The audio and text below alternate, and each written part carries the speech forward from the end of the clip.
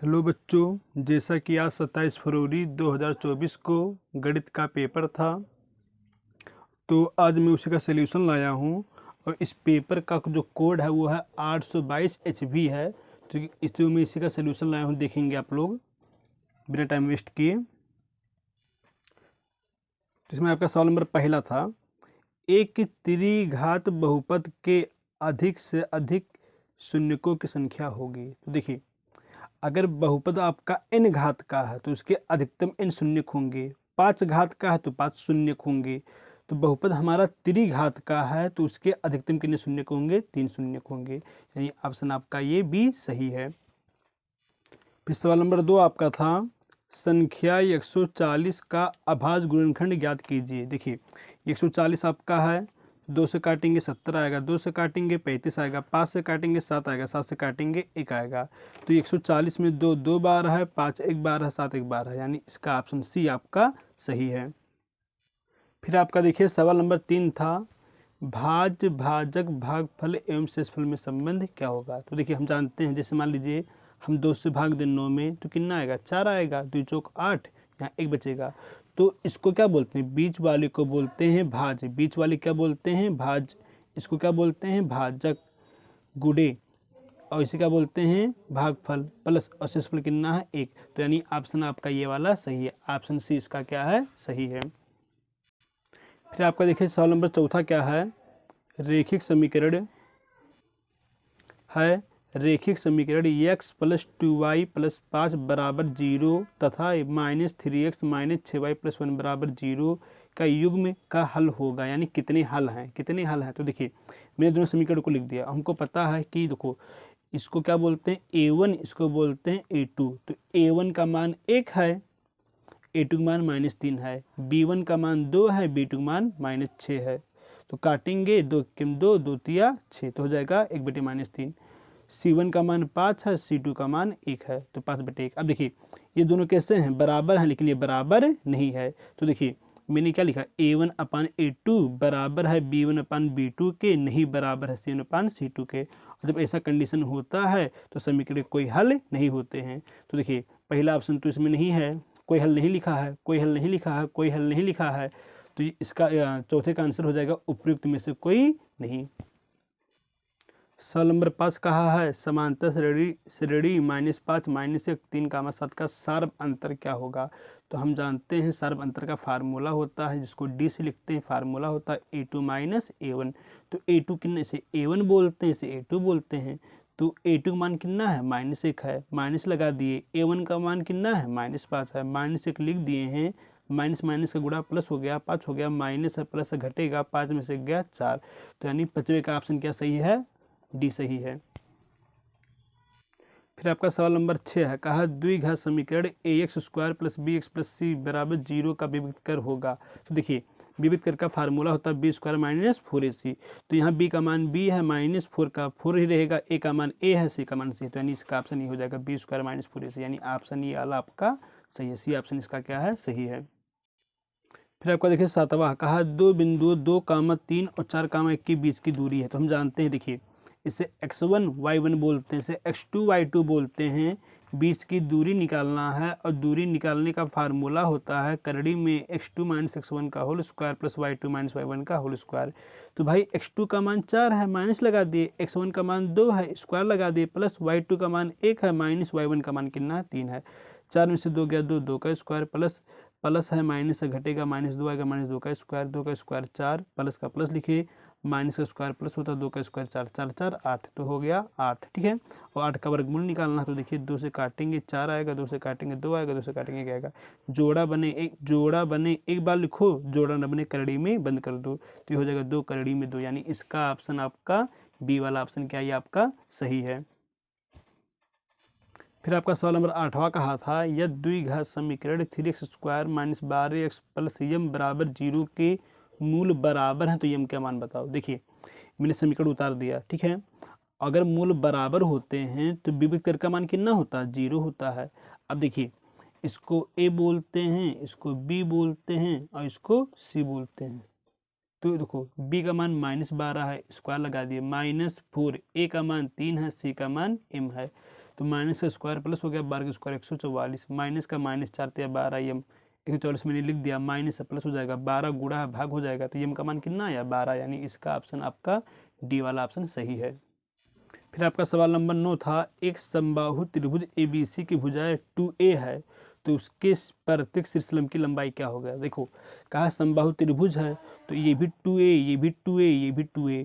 अब इसका क्या निकालना, शीर्षलंब निकालना था, ये शीर्षलंब निकालना था, इसकी लंबाई निकालना था। देखो तो समबाहु त्रिभुज के शीर्षलंब की लंबाई का फार्मूला होता है करड़ी में 3/2 भुजा। तो देखो करड़ी में 3/2 लिख दिए हैं, भुजा का मान कितना है 2a है, 2 से 2 कैंसिल हो गया तो हो जाएगा a√3, यानी इसका ऑप्शन कौन सा सही है, ऑप्शन सी क्या है, सही है। फिर आपका सवाल नंबर 10वां कहा था, निम्नलिखित सारणी का माध्य ज्ञात करो। देखो चाहे माध्य कहे या समांतर माध्य, देखिए तो मैंने वर्ग को लिख दिया और बारंबारता को लिख दिया, वर्ग को लिख दिया, बारंबारता को लिख दिया। हम जानते हैं कि इसको किससे लिखते हैं, यफ से लिखते हैं। और जब माध्य का सवाल होता है तो निकालते हैं यक्स, यक्स कैसे निकलता है, मध्यबिंदु कैसे निकलता है, दोनों को जोड़िए, 2 से भाग दीजिए, 1 3 4, 4 में 2 से भाग देंगे 2, 3 5 8, 8 में 2 से भाग देंगे 4, 5 7 12, 12 में 2 से भाग देंगे 6, 7 9 16, 2 से भाग देंगे 8, 9 11 20, 20 में 2 से भाग देंगे 10। ठीक है, अब देखो यहाँ लिखते हैं fx, क्या लिखते हैं fx। तो भाई ये आपका पूरा यफ है, ये आपका यक्स है, गुणा करेंगे, 3 दूनी 6, 2 चौक 8, 4 छक 24, 8 दूनी 16, 10 तिया 30, इसको पूरा जोड़ेंगे 84 आएगा, इसको जोड़ेंगे 14 आएगा। देखिए ये fx लिखा है तो यहाँ लिखेंगे सिग्मा fx, ये यफ लिखा है तो इसे लिखेंगे सिग्मा यफ। समांतर माध्य का फार्मूला होता है सिग्मा fx बटे सिग्मा एफ। सिग्मा fx का मान कितना दिया है 84 दिया है, और सिग्मा एफ का मान कितना दिया है 14 दिया है, भाग देंगे 14 से 84 में भाग देंगे, कितना हो जाएगा आंसर 6। तो यानी इसका ऑप्शन कौन सा सही था, ऑप्शन डी इसका सही था। फिर आपका सवाल नंबर 11 था, लिखा है साइन 27 अंश बटे कॉस 63 अंश का मान क्या होगा। जैसा कि ये कोर्स से निकल गया फिर भी दे दिया है तो कुछ नहीं करना। देखिए साइन का, देखो साइन का साइन लिख दिया, और मैं ज़रूरत के लिए 27 को लिख सकता हूँ 90 माइनस 63, क्योंकि 90 में से 63 घटाएंगे कितना आएगा 27, और कॉस 63 को ऐसे मैंने लिख दिया है। ठीक है, अब देखिए साइन 90 माइनस थीटा का फार्मूला होता है कॉस थीटा, तो sine 90 minus theta, sine 90 minus theta का फार्मूला होता है कॉस थीटा। तो थीटा का मान कितना है 63 है, और इसको पहले से लिख देंगे तो ये दोनों कैंसिल हो जाएंगे, इसका मान कितना हो जाएगा 1। तो इसका ऑप्शन ए वाला क्या है, सही है। फिर आपका सवाल नंबर 12 कहा है यदि कॉस ए बराबर √3/2 तो साइन 2a का मान निकालो। देखिए कुछ नहीं करना, देखिए कॉस ए का मान ये √3/2 दिया है। अब यहाँ से हम क्या करेंगे, ए का मान निकालेंगे। देखो कॉस का कॉस ए लिख दिए हैं, और इसको हम लिख सकते हैं कॉस 30 अंश, इसको लिख सकते हैं कॉस 30 अंश। तो ये दोनों बराबर हैं तो ये दोनों भी क्या हो जाएंगे बराबर, तो ए का मान कितना हो गया 30 अंश हो गया। अब निकालना है साइन 2a, साइन 2a निकालना है, साइन का साइन लिखा, 2 का 2 लिखा, ए का मान कितना 30, 30 दूनी 60, और साइन 60 अंश का मान होता है करड़ी में 3/2, यानी इसका ऑप्शन डी आपका सही है। फिर आपका सवाल नंबर 13 लिखा 1 + tan स्क्वायर ए अपन 1 + cot स्क्वायर ए का मान होगा। देखिए सवाल मैंने लिख दिया। अब देखिए ये 1 + tan स्क्वायर ए कॉस स्क्वायर ए का फार्मूला होता है, 1 + cot स्क्वायर ए कॉस स्क्वायर ए का फार्मूला होता है।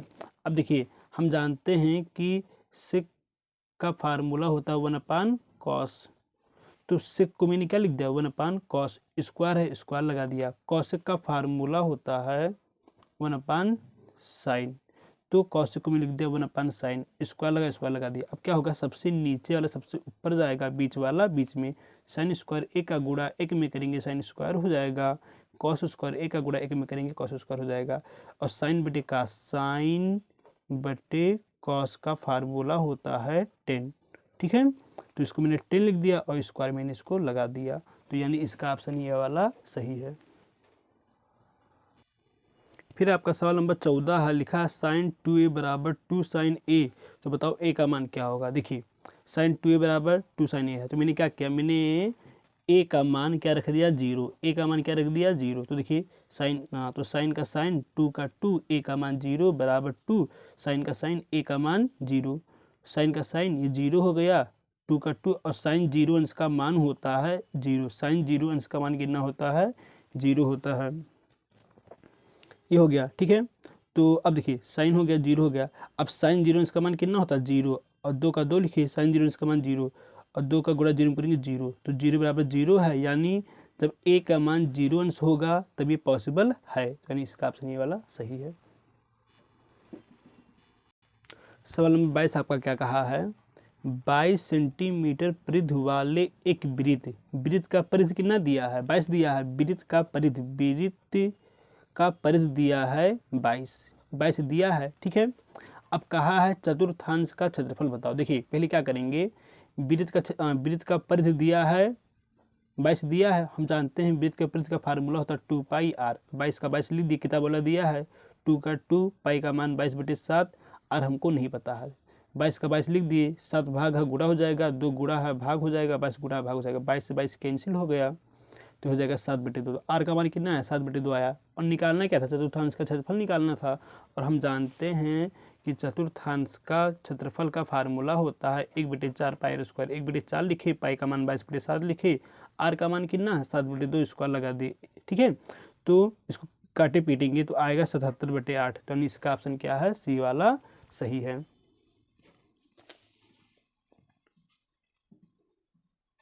ठीक है, तो इसका ऑप्शन ये वाला सही है, ये वाला। फिर आपका सवाल नंबर 16 कहा है कैप्सूल, कैप्सूल का संयोजन है। देखिए तो हम जानते हैं, देखिए जो वो होता है कैप्सूल होता है, इसमें यहाँ से यहाँ तक तो आपका क्या होता है बेलन होता है, और ये अर्धगोला होता है, तो यानी एक कैप्सूल में एक बेलन हो गए और 2 अर्धगोला हो गए, यानी ऑप्शन बी इसका क्या है सही है। फिर आपका सवाल नंबर 17 क्या था, बोला है यदि कुछ आंकड़ों का माध्य तथा बहुलक, माध्य 32 है और बहुलक 35 है, तो माध्यक क्या होगा। देखिए बहुलक का फार्मूला जानते हैं, 3 माध्यक -2 समांतर माध्य, तो भाई बहुलक का मान कितना दिया, देखो बहुलक का मान 35 दिया है, 3 का 3 माध्यक का माध्यक तो हमको निकालना है -2, और माध्य का मान कितना दिया है 32 दिया है, ठीक है 35 लिखिए। देखो इतना हो जाएगा -64 को जब इधर लाएंगे +64 हो जाएगा, लिख दिए हैं, जोड़ेंगे 99 हो जाएगा, जोड़ेंगे 99 हो जाएगा, एक गुणा है क्या हो जाएगा भाग हो जाएगा, तो भाग देंगे 33, यानी इसका ऑप्शन क्या सही है, डी वाला सही है। इसका ऑप्शन क्या सही है, इसका आंसर 33 आएगा, डी वाला सही है।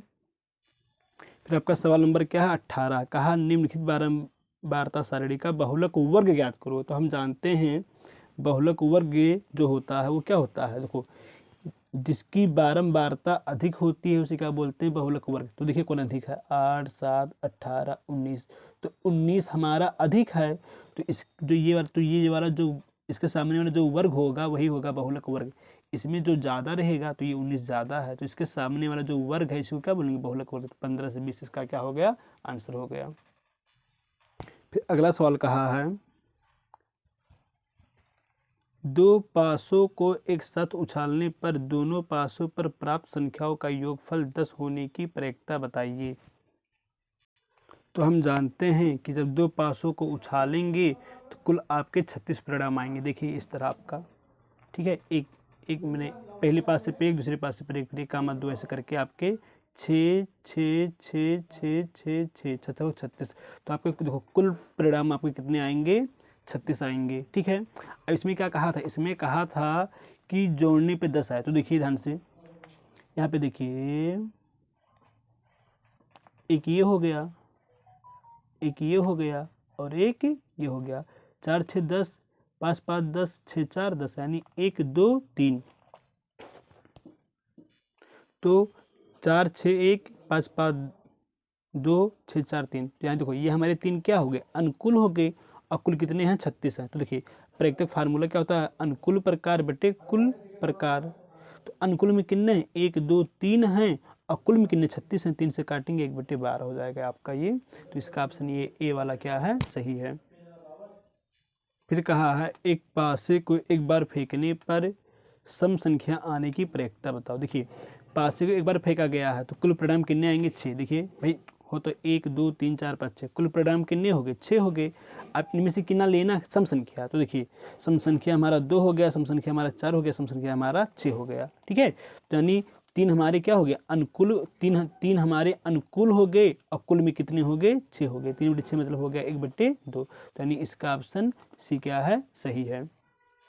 फिर आपका 21 का क्या बोला है, एक घन का आयतन 1331 सेंटीमीटर क्यूब है, तो इसकी प्रत्येक भुजा बताओ। देखिए तो हम घन का आयतन कितना दिया है 1331 दिया है, ठीक है, और हम जानते हैं आयतन का फार्मूला होता है भुजा क्यूब, तो लिख दिए इसको। अब ए लिख दिए, एक क्यूब है, ये क्या हो जाएगा क्यूब रूट हो जाएगा, 1331 का क्यूब रूट निकालेंगे, देखिए निकाला है, ठीक है। तो यहाँ पे देखो 3 का जोड़ा बनाएंगे, 1 2 3 तो यानी 11, ठीक है। तो इसका आंसर कितना गया 11 सेंटीमीटर।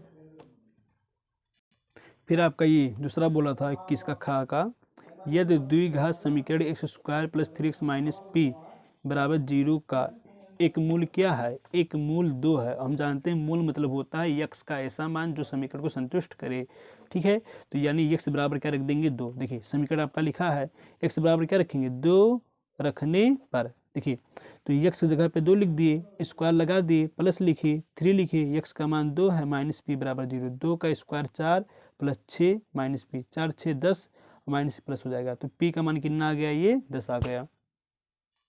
फिर आपका 21 का गा बोला था, अगर कॉस थीटा बराबर 15/17 हो तो साइन थीटा बताओ। देखिए कॉस थीटा कितना दिया है 15/17, और कॉस का फार्मूला क्या होता है आधार बटे कड़। देखिए आधार पता है, कड़ पता है, अब हम लंब निकाल सकते हैं पाइथागोरस प्रमेय से, कड़ स्क्वायर बराबर लंब स्क्वायर प्लस आधार स्क्वायर। तो यहाँ देखिए कड़ का मान 17 दिया है, लंब हमको निकालना है, आधार का मान 15 दिया है, 17 का स्क्वायर मतलब 17 गुणे 17 तो 289, लंब स्क्वायर 15 का स्क्वायर में 15 गुणे 15 225 आएगा। अब देखिए 225 को 289 में 225 को घटाएंगे तो कितना आ जाएगा ये 64 आ जाएगा। तो लंब स्क्वायर का मान 64 है, तो लंब का मान कितना आएगा 8, ठीक है। लंब का मान कितना आ गया 8, हमको निकालना क्या था साइन थीटा, तो साइन थीटा का फार्मूला होता है लंब बटे कड़, लंब का मान 8 है और कड़ का मान कितना है 17, तो 8/17। 21 का घा कहा है निम्नलिखित बारंबारता सारणी का समांतर माध्य ज्ञात करो। देखिए तो ये आपका क्या दिया है वर्ग दिया, उतार दिया पूरा, बारंबारता दिया उतार दिया। हम जानते हैं बारंबारता को किसे लिखते हैं एफ से लिखते हैं। अब हम मध्य बिंदु एक्स निकालते हैं, जब भी समांतर माध्य का सवाल आता है हम क्या निकालते हैं मध्य बिंदु एक्स। तो देखिए दोनों को जोड़ेंगे 2 से भाग देंगे, 0 में 2 जोड़ेंगे 2 आएगा, 2 में 2 से भाग देंगे 1 आएगा, 2 में 4 जोड़ेंगे 6 आएगा, 2 से भाग देंगे 3 आएगा, 4 में 6 जोड़ेंगे 10 आएगा, 2 से भाग देंगे 5 आएगा, 6 में 8 जोड़ेंगे 14 आएगा, 14 में 2 से भाग देंगे 7 आएगा, 8 में 10 जोड़ेंगे 18 आएगा, 18 में 2 से भाग देंगे 9 आएगा, ठीक है। इतना आपका हो गया। अब देखिए तो अब यहाँ लिखेंगे एफ एक्स, क्या लिखेंगे एफ एक्स, एफ एक्स मतलब एफ और एक्स का गुणा कर दो, 1 1 के में 1, 3 2 3 6, 6 पंचे 30, 8 7 56, 3 9 27, इसको जोड़िए 1 6 7 6 13 7 20, 5 5 10 2 12 120, इसको जोड़िए 3 3 6 8 14 3 17, 3 3 9 8 7 3 20, इसका मान कितना है 20। तो माध्य का फार्मूला होता है सिग्मा एफ एक्स बटे सिग्मा एफ, इसका मान 120 दिया है, इसका मान 120, इसका मान 120 दिया है, इसका मान कितना है 20 है, तो कितना आ जाएगा 6 आ जाएगा। फिर आपको देखिए 21 का अंगा कहा क्या कहा बिंदुओं -3, 10 और 5, 4 को मिलाने वाली रेखाखंड का क्या बताओ मध्य बिंदु बताओ। देखिए तो इसे x1 y1 इसे x2 y2 मध्य बिंदु निकालना, मध्य बिंदु निकालने का फार्मूला होता है x1 + x2/2 y1 + y2/2। तो भाई x1 कितना है -3 है, प्लस x2 कितना है 5 है बटे 2, y1 कितना है y1 हमारा 10 है, प्लस y2 कितना है 4 है, तो ये 2 हो जाएगा, 2 में 2 से भाग देंगे 1 आएगा, 14 से 14 में 2 से भाग देंगे 7 हो जाएगा। तो इसका आंसर हो जाएगा 1,7। फिर आपका 21 का चाह क्या कहा है यदि बिंदुओं -1, -3 और x, 9 के बीच की दूरी, इनके बीच की दूरी कितना दिया है 13 इकाई दिया है, मात्रक दिया है, तो x का मान निकालना, कुछ नहीं करना। देखिए x1 y1 x2 y2 दूरी कितना दिया 13 दिया है, दूरी का फार्मूला होता है करड़ी में x2 - x1 का whole square plus y2 - y1 का होल स्क्वायर। तो x2 कितना है x है माइनस और x1 माइनस है, देखिए तो ये माइनस है फिर माइनस आ गया प्लस हो जाएगा स्क्वायर, प्लस y2 कितना है 9 है माइनस, और ये y1 कितना है -3 है।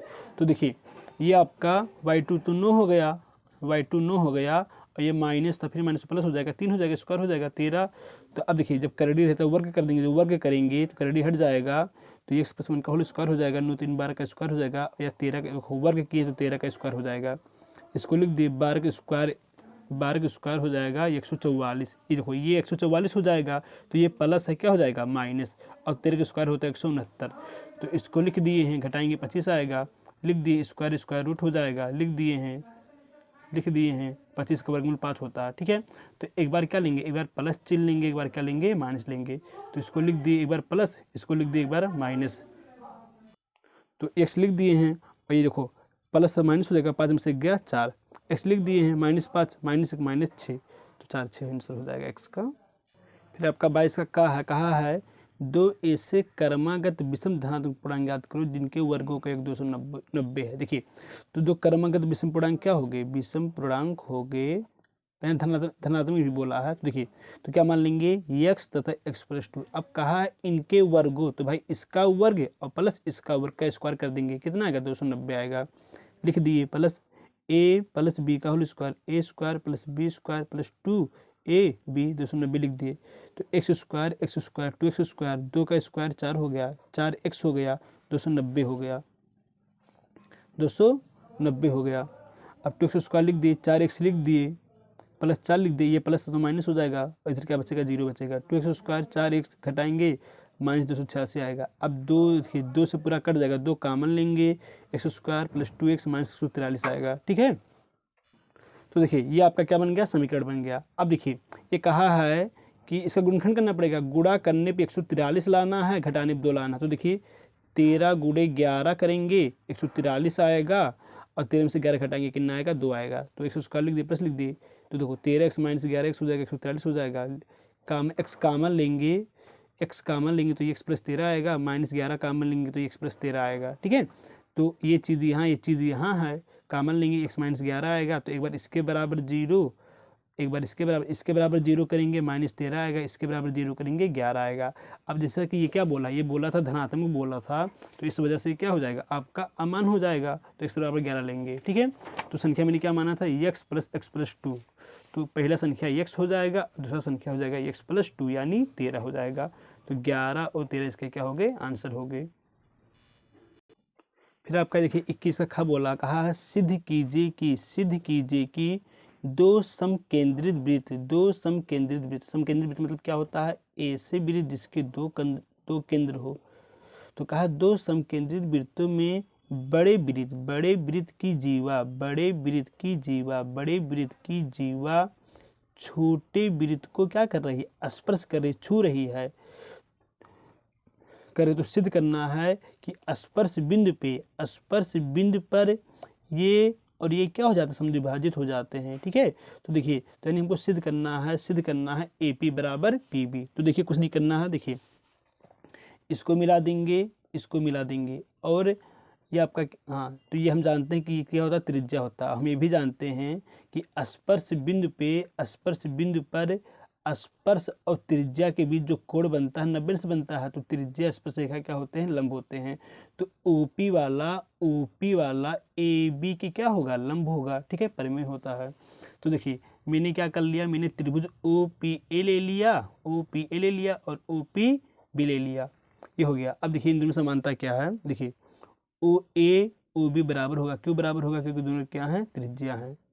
कोण P भी 90 है, कोण P भी 90 है। ठीक है, और देखिए OP इसके घर में है और OP इसके घर में है, ये हो गया।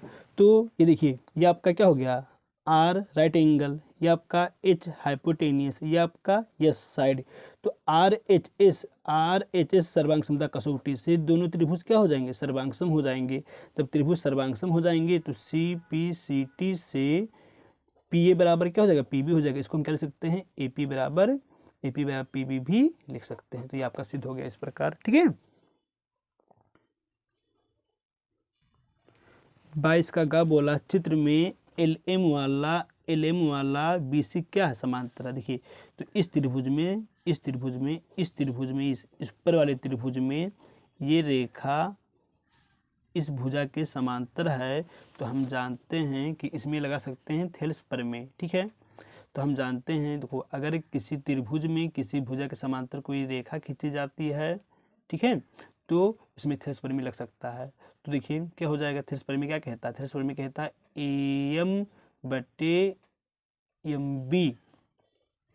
AL/LC हो जाएगा। ये आपका हो गया समीकरण नंबर 1। फिर देखिए क्या कहा है, फिर कहा है LN समांतर CD।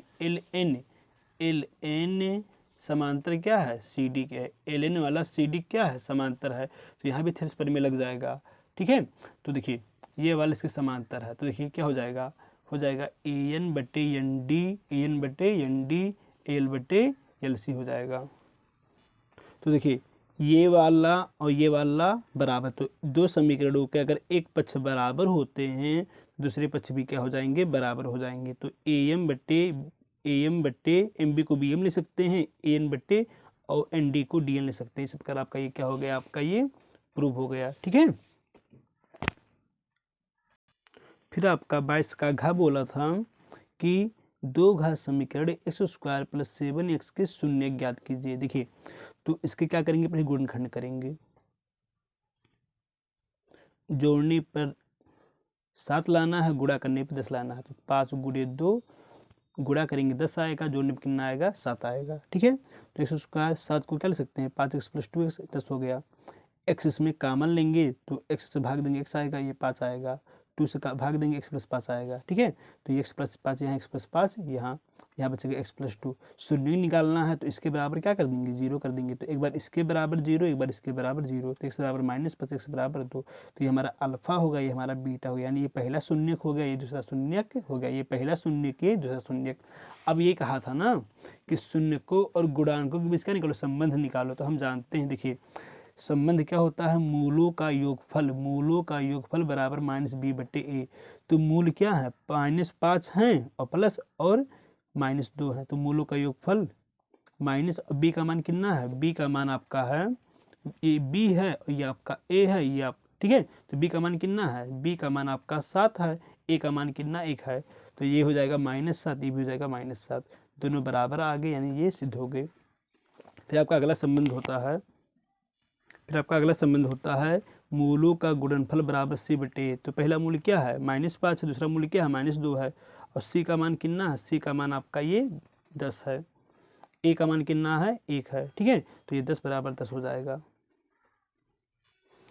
फिर आपका देखिए ये अनगा वाला है, ये आपका वर्ग दिया है, ये आपका बारहता दिया है, और क्या निकालना है, माध्यक, चाहे माध्यक के या माध्यिका के। कैसे निकालते हैं, देखिए 2 है, तो देखो जब भी माध्यक का सवाल आता है क्या निकालते हैं, क्या लिखते हैं, संचयी बारंबारता। ठीक है, देखो 2 लिखा है, 2 लिखो, 2 में 4 जोड़ेंगे 6, 6 में 7 जोड़ेंगे 13, 13 में 3 जोड़ेंगे 16, 16 में 2 जोड़ेंगे 18। ठीक है, इतना आपका हो जाएगा।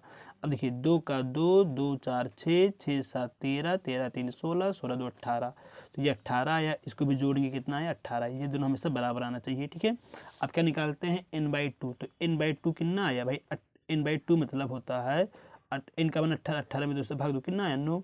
अब इस 9 को इसमें देखना होता है, तो 9 को इसमें देखिए, 9 को इसमें देखना है, तो कैसे देखेंगे, इसमें देखना है कि उसमें 9 आ जाए। तो देखो 1 से 2 तक गिनेंगे 9 नहीं आएगा, 1 से 6 तक गिनेंगे 9 नहीं आएगा, लेकिन अगर हम 1 से 13 तक गिने 9 आ जाएगा, तो ये हो जाएगा आपका। तो इसके सामने वाला जो वर्ग होगा उसे क्या बोलेंगे, माध्यक वर्ग। तो 20 से 30 आपका क्या हो गया, माध्यक वर्ग हो गया। इसको हम यल से लिखते हैं, और h मतलब वर्गमाप होता है। कैसे निकालते हैं, उच्च सीमा माइनस निम्न सीमा, कितना जाएगा, 10। अब देखिए माध्यक निकालना था, तो माध्यक का फार्मूला होता है यल + n/2 - CF/F × h।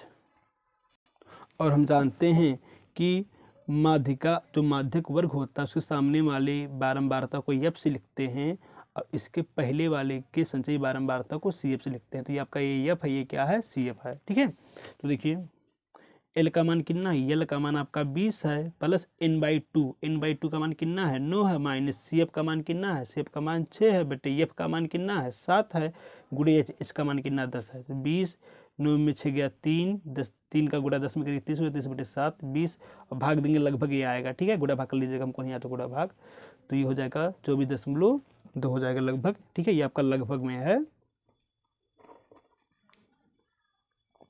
फिर आपका सवाल नंबर 4 बोला है, कहा एक थैले में 5 लाल हैं और कुछ नीला है, 5 लाल हैं और कुछ नीला है, तो मैंने मान लिया कि नीले गेंदों की संख्या कितनी है, x है। ठीक है, अब कुल गेंदे कितने हो जाएंगे, कुल गेंदे कितने हो जाएंगे भाई, कुल गेंदे मतलब लाल वाला गेंदा और प्लस नीला वाला गेंदा, ये आपका कुल हो जाएगा। अब क्या निकालना है, क्या कहा देखिए, यदि इस थैले में से नीली गेंद निकालने की प्रयोक्ता, नीली गेंद निकालने की प्रयोक्ता, लाल गेंद निकालने की प्रयोक्ता, लाल गेंद निकालने की प्रयोक्ता की क्या है, दुगुनी है भाई, 2 से गुणा कर दो। और प्रयोक्ता का तरीका होता है अनुकूल, तो नीला मतलब तो अनुकूल मतलब नीला वाला, तो नीला वाला कितना है, x है, और बटे कुल, कुल मतलब ये हो गया, बराबर लाल तो प्रत्येक फार्मूला होता है अनुकूल, तो अनुकूल कितना है, अनुकूल हमारा कितना है 5 है, अनुकूल हमारा 5 है, और कुल कितना है x प्लस 5 है, x प्लस 5 है, और 2 से गुणा करना था, 2 से मैंने गुणा कर दिया।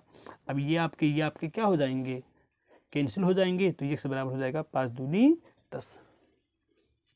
फिर आपका सवाल नंबर 23 क्या था, बोला है 2 वर्ग हैं, ठीक है, तो एक वर्ग ये हो गया, एक वर्ग ये हो गया, मान लिया इसका भुजा x है, इसका भुजा क्या है y है, ठीक है। तो कहा 2 वर्गों के क्षेत्रफलों, देखो तो क्षेत्रफल का फार्मूला होता है भुजा स्क्वायर, तो x का स्क्वायर, इसका क्षेत्रफल क्या हो जाएगा भुजा स्क्वायर यानी y का स्क्वायर। अब कहा क्षेत्रफलों का योग, इसके क्षेत्रफल को इसके क्षेत्रफल को क्या कर दो, जोड़ दो, जोड़ने में कितना है 157 आ रहा है। फिर क्या कहा है, इनके परिमाप का फार्मूला होता है 4 गुणे भुजा, 4 गुणे भुजा, 4 गुणे भुजा, 4 गुणे भुजा।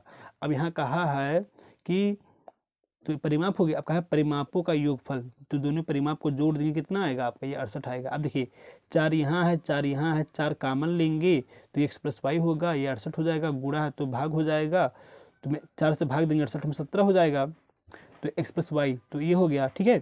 अब मैंने क्या किया, देखो x का x लिखा, 70 का 70 लिखा, और y प्लस से क्या हो जाएगा माइनस हो जाएगा, तो क्या किया देखो, तो x बराबर 17 माइनस वाई, ठीक है, तो x की जगह क्या लिख देंगे 17 माइनस वाई, स्क्वायर लगा देंगे, प्लस लिख देंगे, वाई स्क्वायर लिख देंगे, 157 लिख देंगे।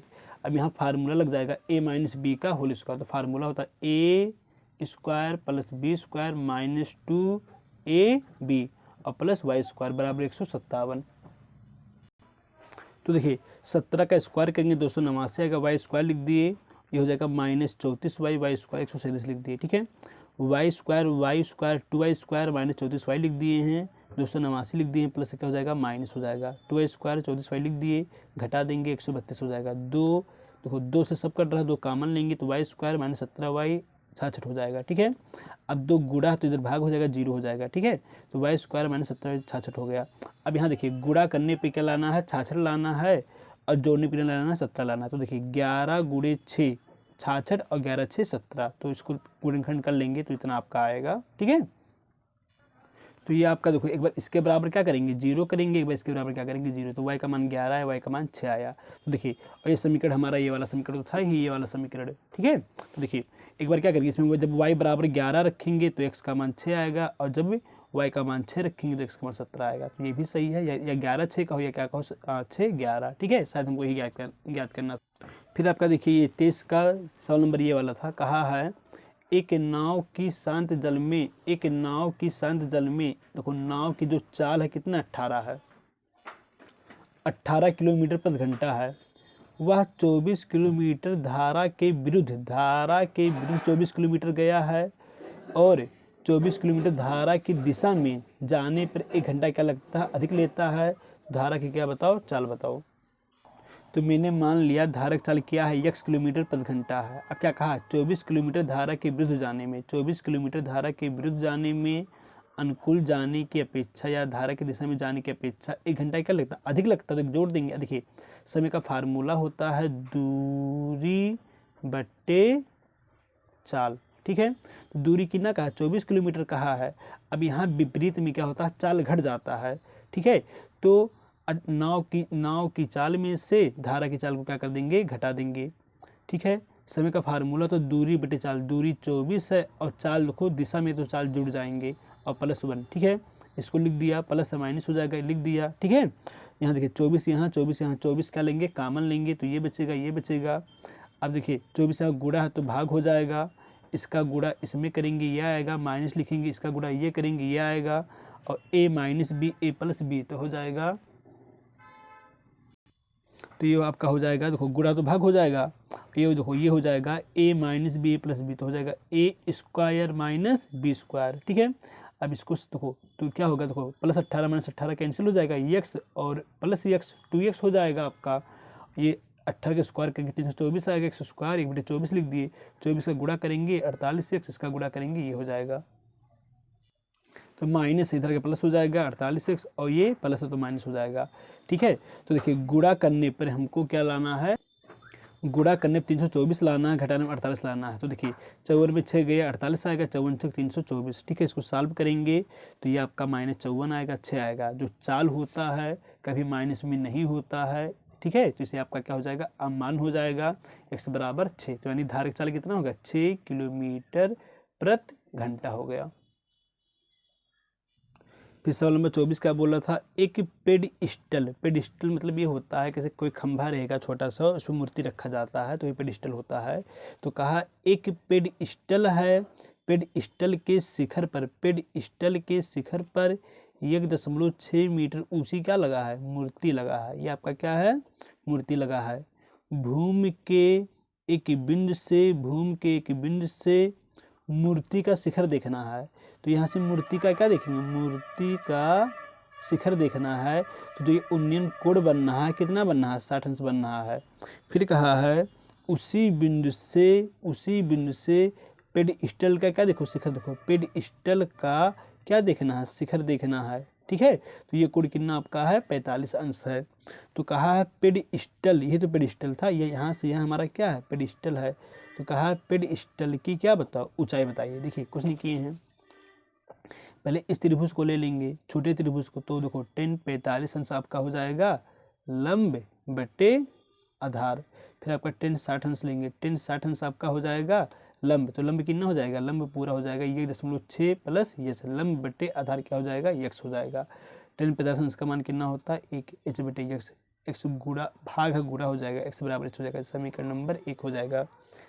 फिर आपका ये हो गया 10 60 का मान √3 होता है, 1.6 h लिख दिए, x लिख दिए, x भाग है तो गुणा हो जाएगा, x भाग है क्या हो जाएगा, गुणा हो जाएगा। ठीक है, अब देखिए हमको पता है कि x बराबर क्या h है, तो जहाँ x लिखा है वहाँ क्या लिख देंगे, h लिख देंगे, h √3 लिख दिए h √3 लिख दिए हैं, प्लस है तो माइनस हो जाएगा, लिख दिए हैं, h कामन हो जाएगा तो √3 माइनस हो जाएगा, ये हो जाएगा आपका, लिख दिए गुणा तो भाग हो जाएगा, परमीकरण कर देंगे आपका, तो माइनस से प्लस गुणा हो जाएगा। तो इसका गुणा देखो इसमें ऐसे कर दिए √3 + 1। ठीक है, और देखिए a - b a + b तो हो जाएगा a² - b², लिख दिए, इसका स्क्वायर कितना हो जाएगा, 3 हो जाएगा, एक का स्क्वायर 1 हो जाएगा, लिख दिए। ठीक है, तो देखिए अब ये इसका मान 2 हो जाएगा, 2 से इसमें भाग देंगे 0.8 आएगा, √3 + 1 यानी पेडिस्टल की जो ऊंचाई हो जाएगी इतनी मीटर, आंसर हो जाएगा ये आपका। फिर आपका ये सवाल है, कहा है एक 80 मीटर चौड़ी सड़क है, एक 80 यहाँ से लेकर यहाँ तक क्या 80 मीटर एक चौड़ी सड़क है। सड़क के दोनों तरफ, इस तरफ भी क्या समान लंबाई के क्या हैं, 2 खंभे हैं। अब कहा है इन दोनों खंभों के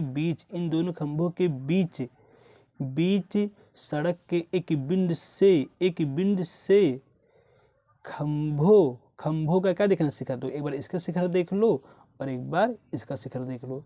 तो एक कोण 60 है, कोण कितना 30 है, तो ये कोण 60 है, कोण कितना है 30 है। तो कहा है खंभों की ऊंचाई बताइए और खंभों से इस बिंदु की क्या बताइए, दूरी बताइए। तो मैंने मान लिया ये दूरी x है, तो पूरा 80 आपका है, तो ये हो जाएगा 80 - x हो जाएगा। अब मैंने क्या किया, देखिए पहले इस त्रिभुज को लिया, तो 10 थीटा बराबर लंब बटे आधार होता है, तो 10 60 अंश लिख दिया है, लंब क्या हो जाएगा h हो जाएगा और आधार क्या हो जाएगा x हो जाएगा। 10 60 अंश का मान क्या होता है, √3 होता है, भाग है तो ये गुणा हो जाएगा, ये आपका एक समीकरण बना। ठीक है, फिर आपका क्या लेंगे 10 30 अंश लेंगे तो हो जाएगा लंब बटे आधार हो जाएगा, इसका मान बटे √3 होता है, h लिख दिए, 80 - x लिख दिए। ठीक है, इसका गुणा इसमें होगा 80 - x हो जाएगा, इसका गुणा इसमें करेंगे ये हो जाएगा। ठीक है, लिख दिए। अब यहाँ देखो √3 लिख दिए हैं और h का मान हमको पता कितना है, √3x है, h का मान है √3x है, लिख दिए हैं, 3x हो जाएगा आपका ये, तो ये 4x हो जाएगा, माइनस से प्लस 4x नहीं हो जाएगा, तो भाग 4 से गुणा भाग कर देंगे 20 हो जाएगा, तो x का मान कितना आया 20 आया। ठीक है, तो x का मान कितना है 20 आया। अब हमको h निकालना है, तो h निकालना है तो √3x लिख दिए हैं और ठीक है, ये समीकरण हमारा था। √3 लिख दिए हैं। x का मान कितना है 20 है, h तो हो गया, h का मान हो गया 20 √3, यानी खंभों की ऊंचाई जो है, तो खंभों की ऊंचाई कितनी 20 √3 h मीटर है। और खंभों की बिंदु से दूरी, देखिए खंभों के बीच की जो दूरियां हैं, देखो तो ये x का मान कितना आया है, x का मान आपका आया है 20, तो ये दूरी 20 है, तो ये दूरी कितना हो जाएगा 80 - 20 यानी 60 हो जाएगा। तो ये दूरी 20, ये दूरी कितना हो जाएगा 60, 20 का 60 मीटर ये आपका हो जाएगा। फिर आपका सवाल नंबर क्या है 25, क्या कहा है, एक जूस बेचने वाला अपने ग्राहकों को दी गई आकृति में दर्शाए गए गिलासों से जूस देता था। बेलनाकार गिलास का आंतरिक व्यास 5 है, तो भाई आंतरिक व्यास कितना है 5 है, त्रिज्या क्या हो जाएगा 5/2 हो जाएगा। परंतु गिलास के निचले आधार यानी तली में एक उभरा हुआ अर्धगोला था, जिससे गिलास की धारिता क्या हो गई कम हो गई, यानी उल्लू बनाना चाहता है दुकानदार ग्राहकों को। भाई नीचे अंदर की तरफ क्या कर देगा, जब ये अर्धगोला की तरफ इसे नीचे बढ़ा देगा तो इसमें क्या नाम है, जो इसमें जूस धारण करने की क्षमता हो जाएगी कम हो जाएगी। ठीक है, तो कहा है यदि गिलास की ऊंचाई 10 है तो गिलास की आभासी धारिता, यानी ये आभासी धारिता मतलब दुकानदार के लिए,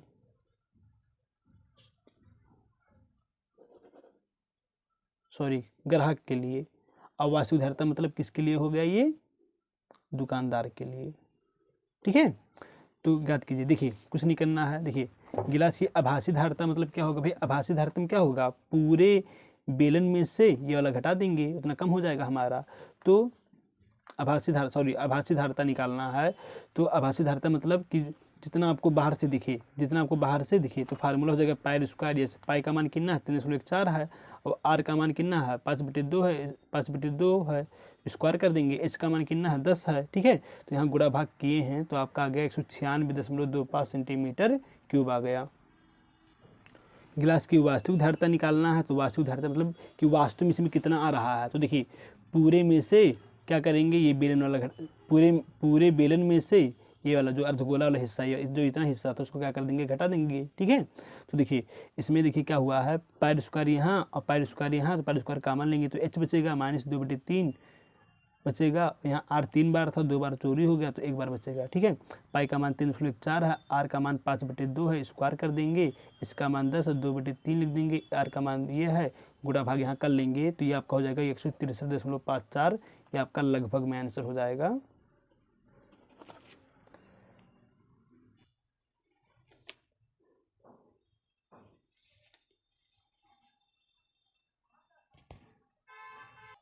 फिर आपका ये देखिए अथवारा क्या बोला है, रशीद को अपने जन्मदिन के उपहार के रूप में एक लट्टू मिला जिस पे रंग नहीं किया गया है, वह इस पे मोमिया रंग से रंग करना चाहता है। यह लट्टू एक शंकु के आकार का है, किस आकार का है, शंकु के आकार का है, जिसके ऊपर क्या रखा है आपका अर्धगोला रखा है। लट्टू की पूरी ऊंचाई कितनी है 5 सेंटीमीटर है, जो इसका व्यास है पूरा, ये पूरा जो व्यास है कितना है 305 सेंटीमीटर है। तो कहा है रशीद द्वारा रंग किया जाने वाला क्षेत्रफल निकालिए, और पाई का मान कितना लेना है 22/7। तो व्यास आपका 3.5 है, व्यास आपका 3.5 है, तो आपका त्रिज्या हो जाएगा 3.5/2 हो जाएगा। अब देखिए इस फिगर का रंगना है, रंगना मतलब होता है कि इसका यानी क्षेत्रफल ज्ञात करना है। तो कैसे निकालेंगे, देखिए तो आप इसको देखेंगे तो आपको क्या दिखेगा, आपको दिखेगा शंकु का वक्र पृष्ठ दिखेगा, शंकु का वक्र पृष्ठ दिखेगा, और अर्धगोले का क्या दिखेगा वक्र पृष्ठ दिखेगा। ठीक है, तो हम पहले क्या कर रहे हैं, पहले हम अर्धगोले का निकाल रहे हैं वक्र पृष्ठ। तो हम जानते हैं अर्धगोले का वक्र पृष्ठ का फार्मूला होता है 2πr²। 2 का 2 लिखे, पाई का मान 22/7 है, आर का मान कितना है, आर का मान है 3.5/2, तो स्क्वायर कर देंगे। ठीक है, ये हो गया। अब देखो अब हमको शंकु का वक्र पृष्ठ निकालना है। तो देखिए हम जानते हैं शंकु का वक्र पृष्ठ का फार्मूला होता है πr/l। तो पाई तो हमको पता है 22/7, आर भी पता है, ये हमको यल नहीं पता था। तो हम जानते हैं कि यल का फार्मूला होता है करड़ी में l² + h² होता है। ठीक है, तो देखिए आर का मान तो ये है, स्क्वायर कर देंगे। एच मतलब देखिए ध्यान से देखो, ये पूरा आपका कितना है 5 है, और इतना आपका क्या हो जाएगा 3.5/2 हो जाएगा। भाई हम जानते हैं कि जो इसकी ऊंचाई होती है त्रिज्या के बराबर होती है, तो इसको घटा देंगे तो इतना आपका हो जाएगा 3.25 हो जाएगा। ठीक है, तो ये आपका हो गया। तो यानी हमको तो ये हो गया। तो h का मान कितना हो गया 3.25 का स्क्वायर हो गया, स्क्वायर करेंगे, ठीक है, तो इसको सॉल्व कर लेंगे, इतना जाएगा। तो देखो शंकु का वक्रपृष्ठ का फार्मूला हो गया पाई आर एल, पाई का मान ये है, आर का मान ये है, और यल का मान कितना है, यल का मान हमारा इतना लगभग में, ठीक है। अब लट्टू का क्या निकालना है, प्राप्त पृष्ठ क्षेत्रफल निकालना है। तो देखिए ये आपका क्या था, ये आपका अर्धगोले का था, ये आपका किसका है, शंकु का है। गुणा भाग करेंगे आप लोग, तो 39.6 इसका क्या हो जाएगा, आंसर हो जाएगा। समय कम था इसलिए मैंने मजबूरी में मुझे इसको इससे ही लगाना पड़ा। इस प्रकार आपको 25 का 25 सवाल बताया गया, ठीक है। मैंने पूरा कोशिश की है कि आपको अच्छे से अच्छा समझ में आया हो। उम्मीद करता हूँ कि आप लोगों को वीडियो अच्छा लगा होगा। तो हमारे चैनल फ्रेंडशिप क्लासेस को लाइक कर दीजिए, शेयर कर दीजिए, सब्सक्राइब कर दीजिए। Thank you.